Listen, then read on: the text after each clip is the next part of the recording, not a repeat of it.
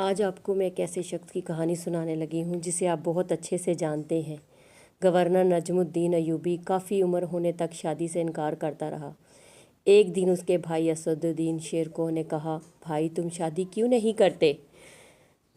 تو نجم الدین نے جواب دیا، میں کسی کو اپنے قابل نہیں سمجھتا۔ یہ سن کر اسد الدین نے کہا، میں آپ کے لیے رشتہ مانگوں؟ نجم الدین نے کہا، کس کا؟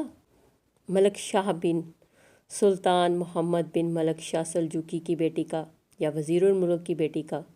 یہ سن کر نجم الدین بولا، وہ میرے لائق نہیں ہے۔ اسد الدین دنگ رہ گیا، پھر کون آپ کے لائق ہوگی؟ نجم الدین نے جواب دیا، مجھے ایسی نیک بیوی چاہیے جو میرا ہاتھ پکڑ کر مجھے جنت میں لے جائے، اس سے میرا ایک بیٹا پیدا ہو جس کی وہ بہترین تربیت کرے، اور وہ شاہ سوار ہو، اور وہ مسلمانوں کا قبلہ اول واپس لے۔ اسد الدین کو نجم الدین کی بات پسند نہ آئی اور اس نے کہا، ایسی لڑکی آپ کو کہاں ملے گی؟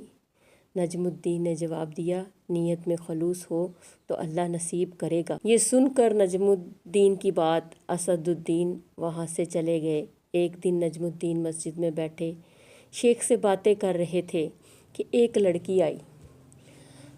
اس لڑکی نے آواز دی، شیخ صاحب میری بات سنیے۔ شیخ صاحب اس کی طرف متوجہ ہو گئے، نجم الدین کو معذرت کر کے چلے گئے۔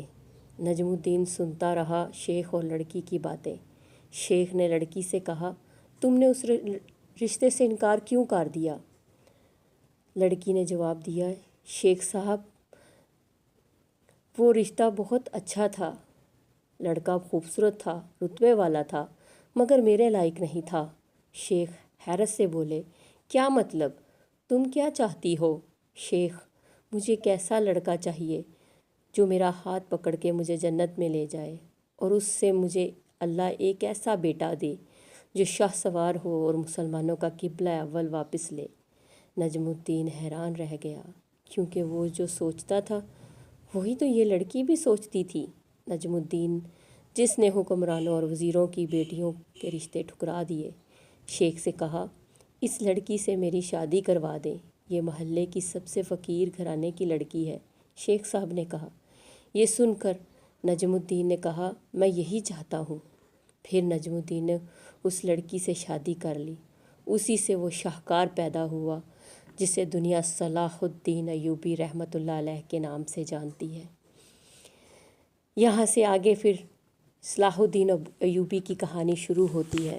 صلاح الدین ایوبی کسی تعریف کا محتاج نہیں ہے، جس نے انتھک کوشش کی فلسطین کو آزاد کروانے کے لیے، ہمارا قبلہ اول کو آزاد کروانے کے لیے انتھک کوششیں کی۔ نہ صحیح سے سویا، نہ صحیح سے کھاتا تھا، نہ مسکراتا تھا، کوششیں جاری رکھیں۔ کئی بار تو لوگ کہتے تھے کہ حضور ہم قبلہ اول کو کیسے آزاد کروا سکتے ہیں، ہم اتنی بڑی فوج بھی نہیں ہے۔ تو وہ اکثر اسے حضور صلی اللہ علیہ وسلم کی لوگوں اپنے سپہ سالار کو کہانیاں سناتا تھا۔ بہت سادہ طبیعت بندہ اور بہت ہی جذبے سے بھرا ہوا، اسے دیکھ کر لگتا نہیں تھا کہ وہ کسی ملک کا بادشاہ ہے یا سپہ سالار۔ بہت سادہ، اپنی فوج سے محبت کرنے والا، اپنے مسلمان بھائیوں کی تکلیف کو سمجھنے والا، درد رکھنے والا، جیسا وہ کھاتے تھے ویسا ہی وہ کھاتا تھا۔ ایک دن اس نے یہودیوں کے جو سپہ سالار تھے، کمانڈو تھے، اسے گرفتار کر لیا۔ اسے سزا دینے لگے تو صلاح الدین ایوبی نے پوچھا، آخر تم میرے ہاتھ آ ہی گئے نا؟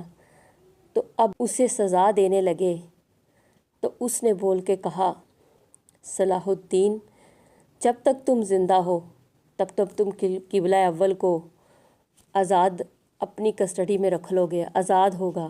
جب ہی تم اس دنیا سے جاؤ گے تو تم دیکھنا تمہاری قوم میں کتنا انتشار پایا جائے گا۔ میں تمہاری قوم کو، مطلب کہ ہم یہودی تمہارے آنے والی نسلوں کو ایسا بنا دیں گے کہ یہ کسی قابل بھی نہیں رہیں گی۔ آج اس آدمی کی کہی ہوئی باتیں جو حقیقت ثابت ہو رہی ہیں۔ اس نے جو جو بات کہی تھی اس کا میں خلاصہ کچھ اس طرح کروں گی۔ اس نے کہا تھا کہ تمہارے آدمیوں کو میں عورتوں کی عادت لگا دوں گا، کیونکہ وہ اکثر سازش کے طور پر عورتوں کو استعمال کرتے تھے یہودی، اور کئی سازش کا شکار بھی ہو جاتے تھے، کیونکہ یہودیوں کی عورتیں بہت خوبصورت تھیں۔ اس طرح سے وہ پھر تمہاری عورتوں کو اس قابل نہیں چھوڑوں گا کہ وہ پھر کسی صلاح الدین ایوبی کو پیدا کر سکے۔ مطلب آج ہماری عورتیں ویسی ہی ہیں، نہ نماز صحیح سے پڑھنے والی، نہ قرآن کھولنے والی، نہ دیندار، ہر چھوٹی چھوٹی چیز کا شکوہ کرنے والی، ایسی عورتیں ہیں ہم۔ اور پھر تربیت کا یہ عالم کہ جب ہم تنگ آ جاتے ہیں اپنی اولاد سے تو اسے خود ہی موبائل ان کے ہاتھوں میں پکڑا دیتے ہیں کہ جاؤ بیٹا دیکھو موبائل، میری جان چھوڑو۔ بچے موبائلوں میں لگ جاتے ہیں اور ماں اپنے کاموں میں لگ جاتی ہے۔ 2020 سے اب تک جتنے بھی بچے دنیا میں آئے ان کی تعداد ایسی ہی ہے کہ رات کو دیر سے سونا، صبح دیر تک سوتے رہنا، اور آج کی ماؤں نے ان کی تربیت کیسی کی ہے کہ وہ پانی کا گلاس بھی خود اٹھ کر نہیں پیتے۔ اس قدر نکمے بچے پیدا ہوئے ہیں، یا ماں نے بنائے کہ ماما کھانا لا دو، ماما پانی لا دو، ماما دیکھو میرے کپڑے نہیں ہیں، ماما میری جوتی نہیں مل رہی، ماما میری کتاب میرا پین کدھر ہے، ماما میری کتابیں کہاں ہیں، ماما میری چیزیں پوری نہیں ہیں۔ ہر وقت ماں ماں ماں کرتے رہتے ہیں، اور باپ سے پیسے لے کر دوستوں کے ساتھ عیاشی کرتے ہیں، باہر پھرتے ہیں، اور ماں باپ نے کھلی چھوٹ دے رکھی ہوتی ہے۔ بتائیں ایسے بچے جن کو ہم نے نکمہ بنا دیا ہوا ہے، جو پانی کا گلاس خود نہیں پی سکتے، وہ قبلہ اول کو آزاد کروائیں گے؟ کیا ہم یہ سوچتے ہیں کہ قبلہ اول ایسے لوگ آزاد کروا سکتے ہیں؟ صلاح الدین ایوبی نے قبلہ اول آزاد کروایا تھا نا، تو اس کے ماں باپ کی ہسٹری کیا تھی میں نے وہ بتائی ہے۔ جیسے غوث اعظم کی ہسٹری بتاتے ہیں کہ ولی اللہ جب پیدا ہونا ہوتا ہے نا کسی کے گھر، تو اس کی پیدائش ان کے گھر ہوتی ہے جو انتہائی اللہ کے نیک بندے ہوتے ہیں، جو نماز قرآن کے پابند ہوتے ہیں، اور جو بہت زیادہ اللہ کی عبادت اور اللہ کے آگے جھکنے والے ہوتے ہیں، صبر تحمل کرنے والے، اللہ کی رضا پر راضی رہنے والے، یہ وہ لوگ ہوتے ہیں۔ اس میں غوث اعظم پیدا ہوتے ہیں، ولی اللہ پیدا ہوتے ہیں۔